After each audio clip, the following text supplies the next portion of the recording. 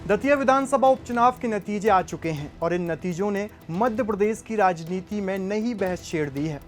कांग्रेस के घनश्याम सिंह ने भारतीय जनता पार्टी के उम्मीदवार आशुतोष तिवारी को हराकर सीट अपने नाम कर ली।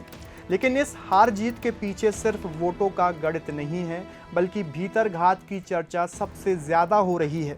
दतिया की गलियों से लेकर राजनीतिक गलियारों और सोशल मीडिया तक एक ही बात सुनाई दे रही है, दादा नहीं तो राजा सही।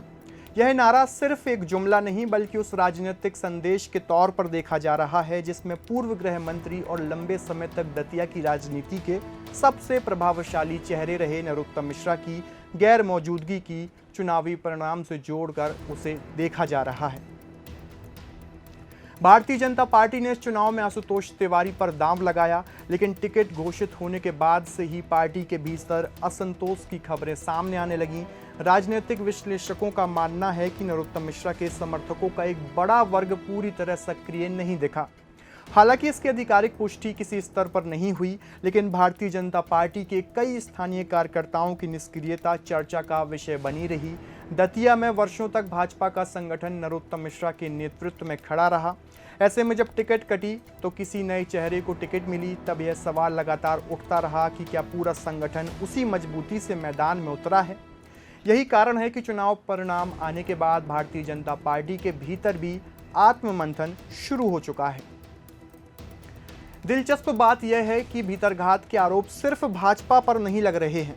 मतगणना से ठीक एक दिन पहले कांग्रेस ने अपने पूर्व विधायक राजेंद्र भारती को पार्टी से निलंबित कर दिया। घनश्याम सिंह ने सार्वजनिक रूप से आरोप लगाया था कि राजेंद्र भारती पार्टी के अधिकृत प्रत्याशी के खिलाफ काम कर रहे हैं और कांग्रेस को नुकसान पहुंचाने की कोशिश कर रहे हैं। इन्हीं आरोपों के आधार पर कांग्रेस ने अनुशासनात्मक कार्यवाही करते हुए उन्हें निलंबित किया। इस घटनाक्रम ने यह साफ कर दिया कि कांग्रेस के भीतर भी सब कुछ सामान्य नहीं था। यही इस चुनाव की सबसे दिलचस्प बात है। राजनीतिक विश्लेषकों का कहना है कि दोनों दलों में असंतोष था, दोनों दलों में भीतरघात की चर्चाएं थीं, दोनों दलों के कुछ नेताओं पर अपने ही उम्मीदवार को कमजोर करने के आरोप भी लगातार लग रहे थे।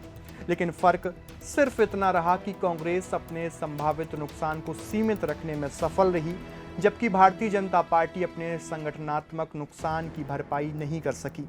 यानी दोनों पार्टियों के वोट कटे, लेकिन भाजपा के वोट ज्यादा कट गए। इस वजह से कांग्रेस जीत का अंतर बनाने में सफल रही। दादा नहीं तो राजा सही का राजनीतिक मतलब क्या है इस पूरे वाक्य का?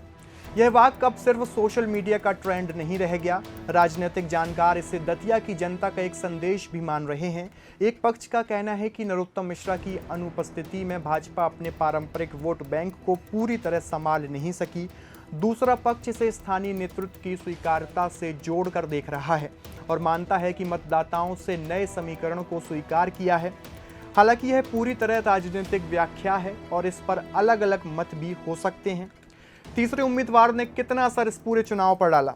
इस चुनाव में आजाद समाज पार्टी के दामोदर यादव भी मैदान में थे। उन्होंने उल्लेखनीय संख्या में वोट हासिल किए। राजनीतिक विश्लेषकों के बीच इस बात पर भी चर्चा है कि तीसरे उम्मीदवार ने किस सामाजिक और राजनीतिक वर्ग के वोट प्रभावित किए। हालांकि यह कहना कठिन है कि उनके सभी वोट किसी एक दल के खाते में जाते, लेकिन यह तय है कि त्रिकोणीय मुकाबले ने चुनावी गणित को और भी जटिल बना दिया। भारतीय जनता पार्टी के लिए अब सबसे बड़ा सवाल यही है, क्या यह हार सिर्फ प्रत्याशी की थी? क्या संगठन पूरी ताकत से चुनाव लड़ा? क्या स्थानीय गुटबाजी नुकसान की वजह बनी? क्या नरोत्तम मिश्रा की अनुपस्थिति का असर संगठन पर पड़ा? इन सवालों के जवाब पार्टी को आने वाले समय में तलाशने होंगे। हालांकि कांग्रेस चुनाव जीत गई है, लेकिन पूर्व विधायक पर कार्रवाई यह संकेत देती है कि पार्टी के भीतर मतभेद अभी भी मौजूद है। अगर इन्हें समय रहते नहीं सुलझाया गया तो भविष्य में यही स्थिति कांग्रेस के लिए भी चुनौती बन सकती है। दतिया उपचुनाव सिर्फ एक सीट का चुनाव नहीं था, उसने यह संदेश दिया कि किसी भी दल के लिए सबसे बड़ी ताकत उसका संगठन होता है। जब संगठन में दरार आती है तो उसका असर सीधे चुनाव परिणामों पर भी दिखाई देने लगता है। फिलहाल दतिया में सबसे ज़्यादा चर्चा इसी बात की है कि भारतीय जनता पार्टी ने भारतीय जनता पार्टी के वोट काटे, कांग्रेस ने कांग्रेस के वोट काटे, लेकिन भाजपा अपने नुकसान को रोक नहीं सकी, इसलिए चुनाव हार गई। हालांकि यह निष्कर्ष राजनीतिक विश्लेषकों, स्थानीय चर्चाओं और सोशल मीडिया पर चल रही बहस का हिस्सा हैं। भीतरघात के आरोपों की स्वतंत्र पुष्टि नहीं हुई है, इसलिए अंतिम निष्कर्ष पार्टी की आंतरिक समीक्षा और भविष्य के राजनीतिक घटनाक्रमों के बाद ही स्पष्ट होगा। आपकी इस खबर को लेकर क्या राय है, कमेंट बॉक्स में अपनी प्रतिक्रिया जरूर दीजिए। शुक्रिया।